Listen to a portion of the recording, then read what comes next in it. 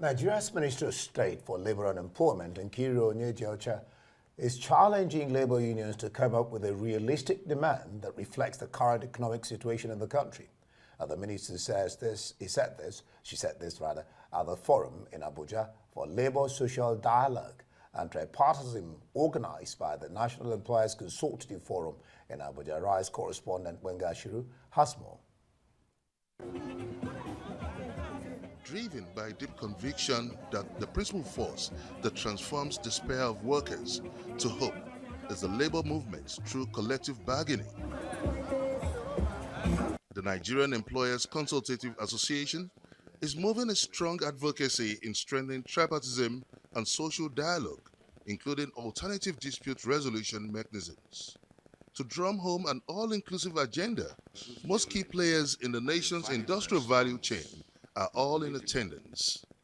The ILO for 100 years have thrived on few fundamentals, and two of those fundamentals are tripartism and social dialogue.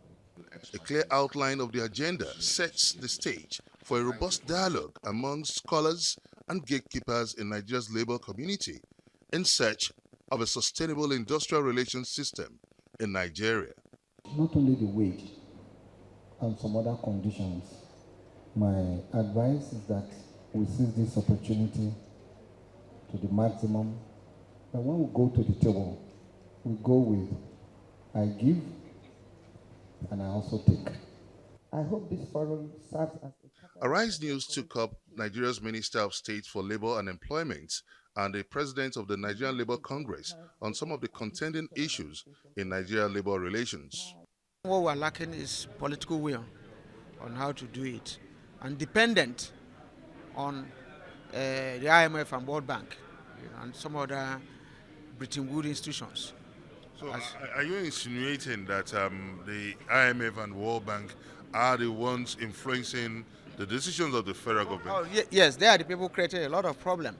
They deliberately recommend certain policies that will keep us destabilized. What kind of policies? Now, this morning, the IMF is telling Nigerian government, and they are not afraid, to remove subsidy on electricity. Now, what it means is that why Nigerians are crying that they are paying high electricity bills for darkness. We are going to take into consideration the inflationary rate.